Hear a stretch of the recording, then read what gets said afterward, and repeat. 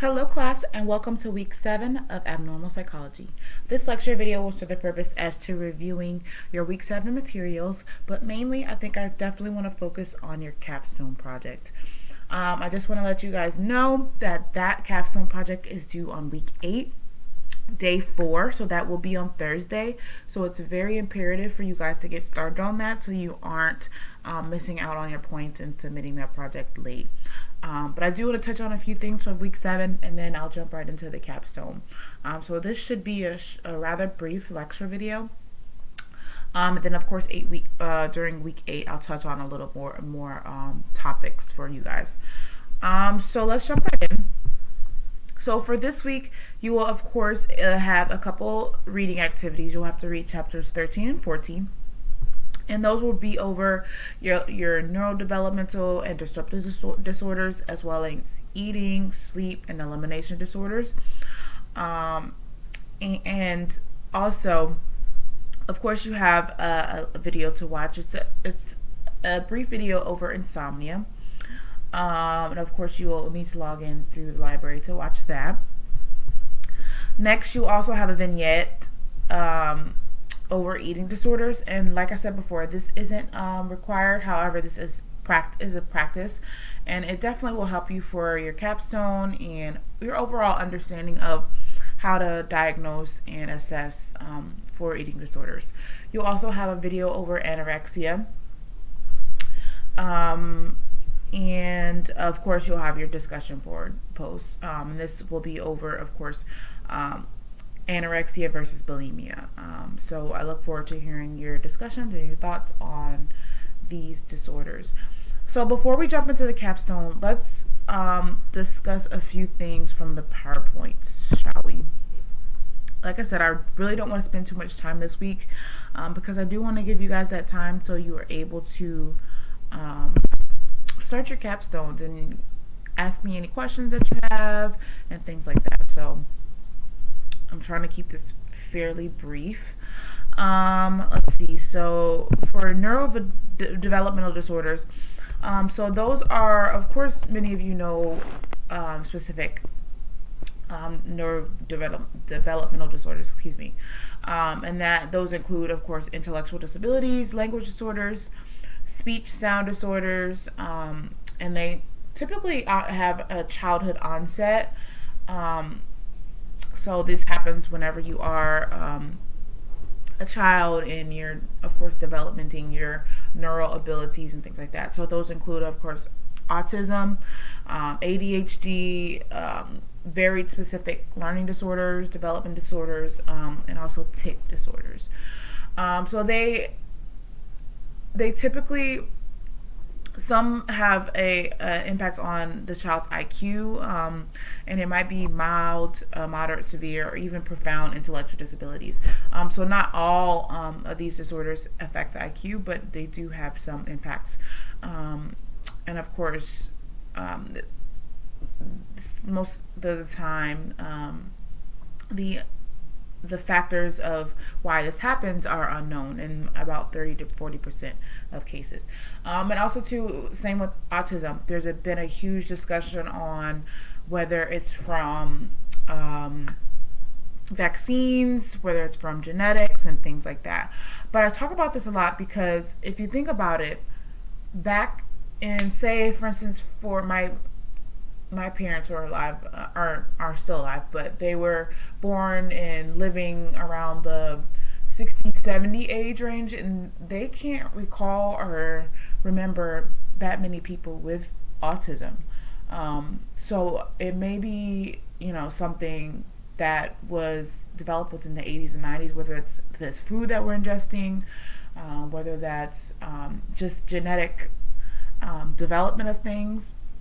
But it's just important to recognize how some of these disorders have developed over the years and they weren't as common as they are now.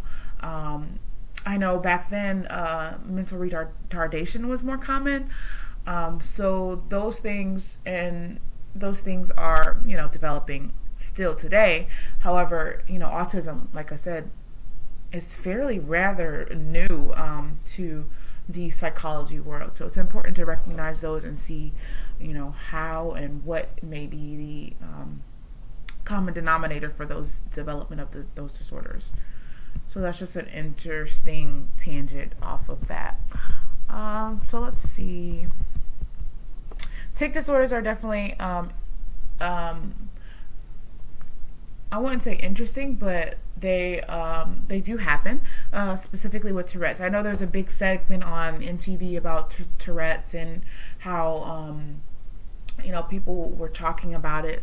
That was probably about 10 years ago, but that is something that is considered a neurodevelopment disorder. So that's something that if you do have or do know about that, that's something where someone may have persistent or chronic motor delays or vocal tics, and things like that.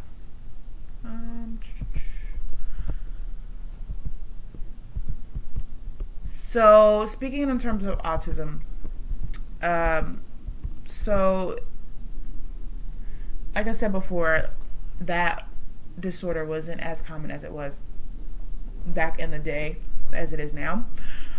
So the causal factors that they mentioned, of course, are heredity, neurological factors, abnormalities of brain functioning structure, failure of pruning mechanism, things like that.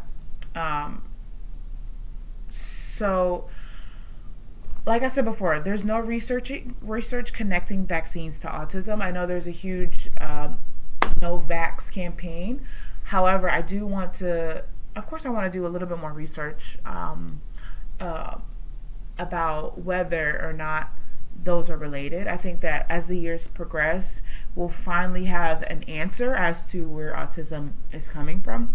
But however, they do say specifically that vaccines are not connected to autism in terms of the research that they have conducted. So that's an important tangent as well. So there's quite a bit of things that you could do for treatment in terms of autism. With autism disorder, it's a lot of behavioral therapy, and it takes someone trained specifically for those that have severe autism on the spectrum. And before, I would say probably about 5 or 10 years ago, there was just Asperger's and autism. Like there wasn't a spectrum, there wasn't a level. So now that there is a spectrum, you have different varying levels. So you have someone that may not be as severe as other people. So when you think of autism, I think of it as an umbrella term, because there is some very well functioning autistic people, and that's considering why they added this spectrum. And then you have someone that's very severe that may not be able to function well on their own. So there's treatment, there's pharmacological approaches, such as SSRIs, and that's something you probably learned about whenever we were discussing mood disorders, because it has an impact on norepinephrine and how your brain is functioning. There's antipsychotic medications, because like I said, some of the severe autistic spectrum people have a more debilitating level of autism, so they may need some antipsychotic medications. There's stimulant medications and things like that. Like I said before, so the treatment, of course, is behavioral approaches, and it's an intense behavioral intervention. So a lot of times when you see someone who is trained in treating someone in autism, they'll have that ABA trained specialist behind their name. And also it's very important to treat autism at an early age. So catching the autism at, say, 2, 3, 4, those age ranges is very, very imperative for the treatment, because the sooner you get the child into therapy, the more manageable the disorder can be. So of course there's other treatments, of course, repetitive transcranial magnetic stimulation, which is similar to shock therapy, things like that. Not shock therapy, but ECT, I would say. I like to call call it talk therapy because that's what it is. So there's a couple videos for you guys to review in terms of autism, but I really wanted to touch on autism and also ADHD as well, because those are the main ones that you hear about and see about on a daily basis. And oftentimes I feel like with ADHD it's over diagnosed. So I definitely want to touch on that as well. So ADHD, of course, is inattention, hyperactivity, or both of those things that is seen in a child's behavior, whether that's in a school setting, whether that's in a home setting. So in terms of the ratio, in terms of male to female, the ratio is 2 to 1. So males are more likely to be diagnosed with ADHD than female is. Of course, and it can be in conjunction with learning disorder. So this is one of the main reasons why I think that ADHD may be over diagnosed, because, like I said, learning disorders can be a precursor to ADHD behavior, but not necessarily a diagnosis, call for a diagnosis for ADHD.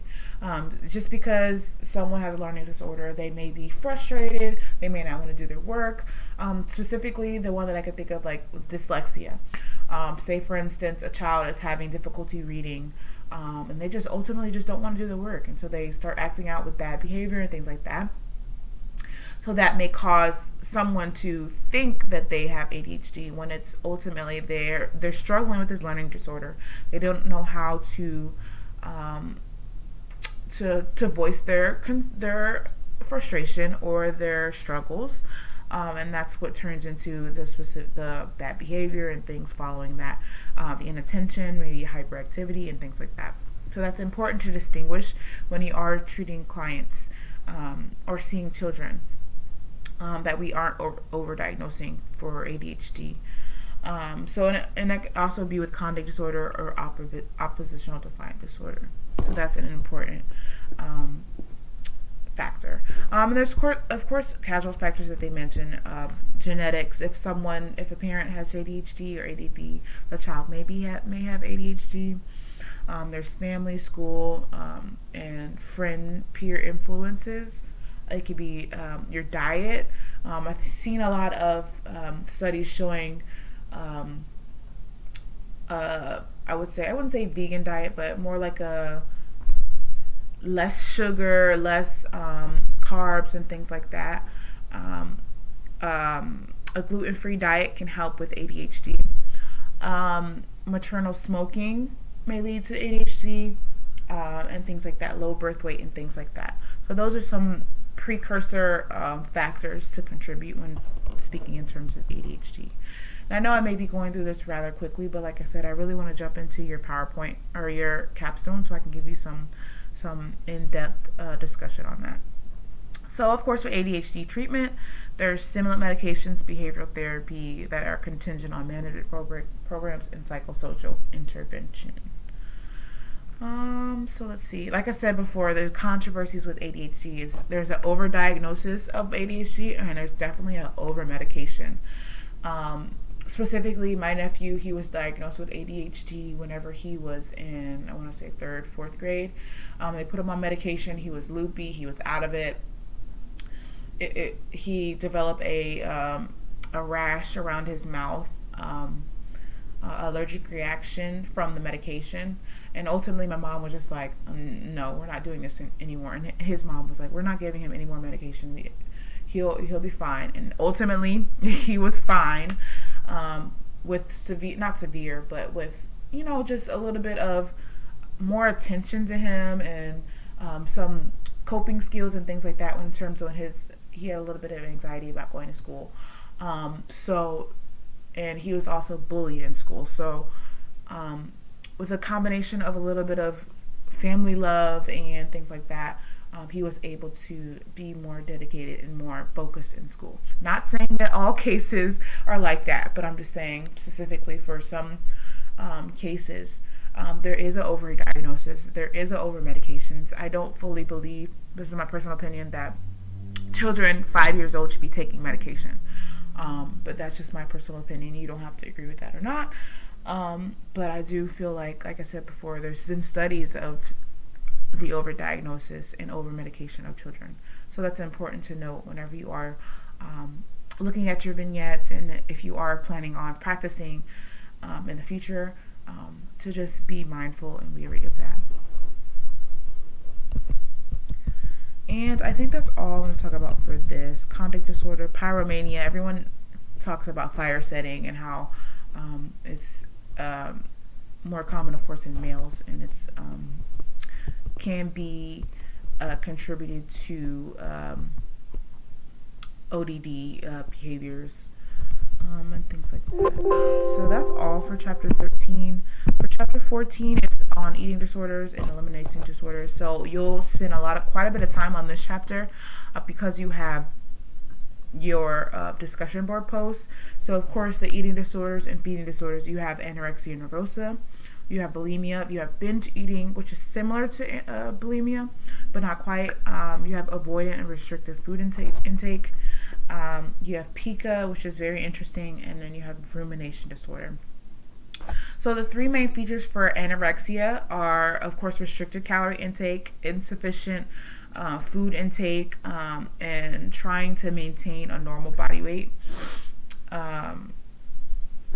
And then, of course, intense fear of gaining weight, disturbance in the perception of your body size.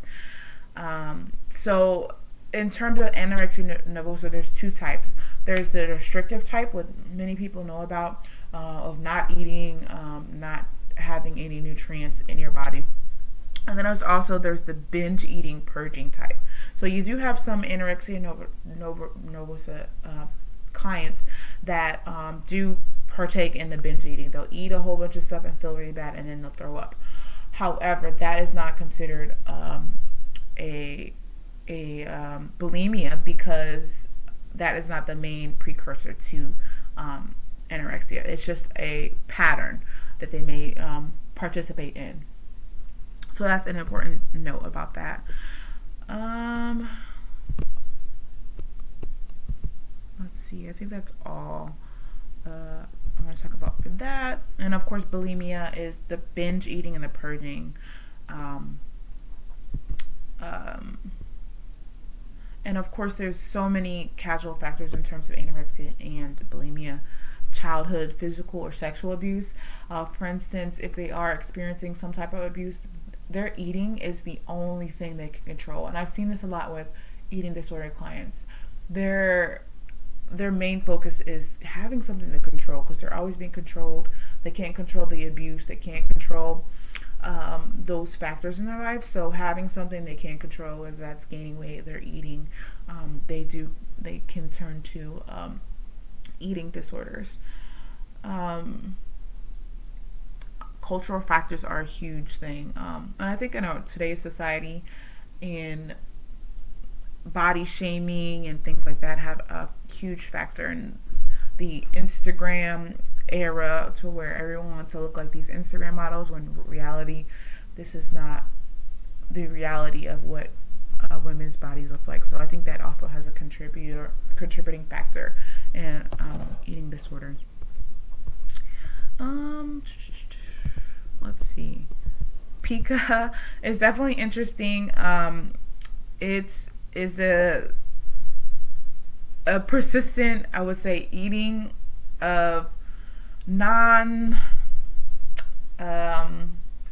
wouldn't say non-nutritious, I guess non-food substances. Back when I worked in the psych hospital, there was a client, she would eat paint chippings off of the wall, or even cotton from a pillow. It's definitely interesting disorder, I would say. So yeah, that's definitely an interesting one. I don't have much to say about that one, but it's definitely one that is interesting. Sleep and wake disorders, insomnia. Many of you guys know about that. Narcolepsy. I have a friend with narcolepsy. Yeah. So I think that's all I want to talk about in this section. So yeah, closing with the chapters 13 and 14. Like I said before, those are some great chapters for you guys for your reading. Now, let's jump into the capstone because I want to talk a lot about what I'm looking for. And of course, I'll have more on this next week, but I wanted to jump into it now because it is due on week 4. And then by the time I post my week 8 lecture video, it'll be Sunday, and you only have 4 days, and you should have already started on this assignment. So I do just want to reiterate that so you guys know that it is due on Thursday instead of Friday. Just so I can get all of them graded in a timely fashion because it is very important. So the purpose of this essay is about generalized anxiety disorder. So anxiety is one of the main mental health struggles that people struggle with on a daily basis. So for this paper, you'll write a 6-page essay. You'll be exploring the symptoms of generalized anxiety disorder. And you had quite a bit of learning experience with your previous papers, so this one should be on par with what you did before. However, it should be more thorough in information. And I do want to note that on some of the papers that I graded with last week, that was my main concern, was that it wasn't enough information for the amount of material that you need to cover. So just be sure that you're very thorough, and a minimum of at least 6 pages. So this essay is worth 200 points, and you must pass it at a 70% or higher to complete or to pass the course. So if it doesn't matter if you made all A's up until this, if you don't make a 70 on this assignment, you will not pass the course. So that's just a warning for you guys. And I know you guys know about this since you have been taking classes at Cal Baptist before. So the introduction paragraph, similar to what you have been doing, that is great. So you'll also have a literature review, and you will discuss multiple areas. Number 1, you'll discuss symptoms. So you discuss what your textbook discusses as symptoms. The DSM is a main source that I would go to in terms of symptoms. Also, you can have articles and things like that. And be sure to remember to paraphrase the symptoms in your own words. Do not copy and paste the criterion from the DSM.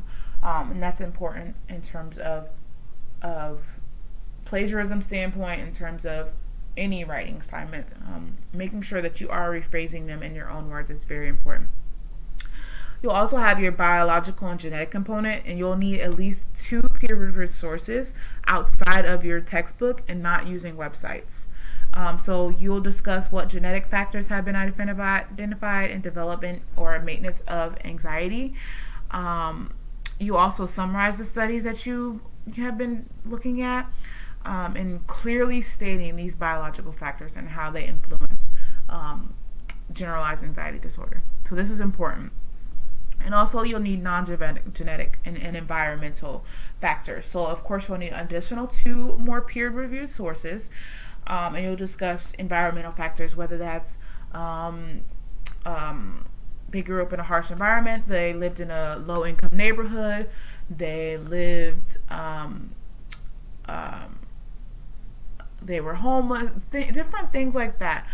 Different environmental factors, whether they had a lot of peer pressure, whether they had different things going on in their environment. And that's very important too, because there's a lot of contributing factors, whether that's genetic or whether that's been environmental. And then it speaks to the nature versus nurture component of how these symptoms and these disorders develop. And also lastly, you'll have treatment, and you'll need 2 additional peer-reviewed sources for this as well. So you'll discuss 2 effective methods to treat generalized anxiety disorder, whether that's medication, whether that's therapy, whether that's support group, whether that's any additional holistic approaches to treatment of generalized anxiety disorder. That will be very helpful for this paper. And like I said, be sure to summarize the study and explaining the treatments and how it's helpful, whether at reducing the symptoms, improving overall functioning, and things like that. And of course, lastly, you'll have your discussion on faith and integration of faith components. So you'll reflect on the above sections. You'll talk about if someone you know was diagnosed with generalized anxiety disorder, how could you apply what you know about the influential factors and treatment, and what suggestions and support would you give them. You can also discuss in this section, well, this will be your second paragraph, you'll discuss what anxiety and stress what impact that could have on someone's faith, and how can someone's anxiety change their faith, and also how anxiety can strengthen their faith. They may be more dependent on God, and also includes scripture evidence to support your perspective.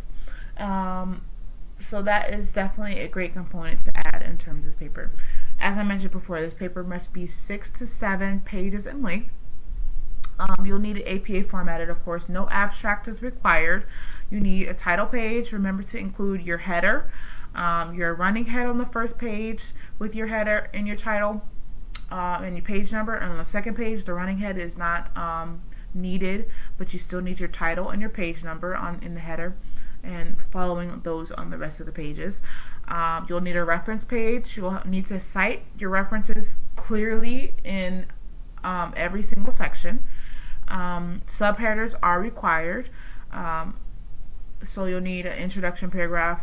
It doesn't have to be labeled, but the rest of the sections need to be labeled. So you'll need, like previously like before, you'll have your symptoms subheader, your biological, genetic, your non-genetic, environmental, and your treatment sections, as well as your faith integration sections. And then of course you'll have a minimum of 6 peer-reviewed sources. So you'll have 2 for your treatment, 2 for your genetic, 2 for your non-genetic. And that is opposite of not including your textbook. So if you're using your textbook in the DSM, that will be 7 sources if you're using your textbook, and if you're using your DSM, it'll be 8 sources. So just remember to have that 8 sources if you're using both of those, your textbook and the DSM. And lastly, you have of course, your criteria. And if you follow this to a T, you'll be perfectly fine. But I do want to stress to you, please, please, please, please, please be thorough in your information, because that you can't necessarily explain generalized anxiety disorder symptoms in 4 sentences. It has to be more thorough. It has to have more information. It has to be more in depth, and providing thorough information and thorough analysis of the material. Just be mindful of that. And of course, you'll submit it in 2 places, and I'll talk a little bit more about this next week, but just so I touch on it here, you need to submit it in 2 places, in Blackboard and in TaskStream. And if you're having any struggles with that, please let me know. And also, this assignment will be checked for plagiarism, so just be sure that you are rephrasing your sources in your own words. And yeah, and that's pretty much it. If you're having any trouble with submitting or anything like that, please let me know, and I will get that handled for you. So that is all for this week. Like I said before, I really wanted to focus on a few things from chapter 13 and 14, and then your capstone. Please, please, please, if you have any questions, comments, concerns, please feel free to reach out to me about that. Also, I will be granting extra credit for completing your surveys. So if you complete your survey and you upload or email me a screenshotted picture of your survey, I will be giving extra credit. And those of you that have watched this video, you will know about that extra credit. So good for you. If you haven't, then of course, you won't be getting the extra credit if you don't complete it. So yeah, like I said before, I will be offering extra credit for those that complete their surveys and send me a screenshotted picture of your evaluation, and I will give you extra credit. And be sure to, whenever you email me your screenshotted picture, let me know where you would like to have those points so I can place them where you would like them, and we'll go from there. So I hope you all have a great week. If you have any questions, comments, concerns, please feel free to let me know. And that is all.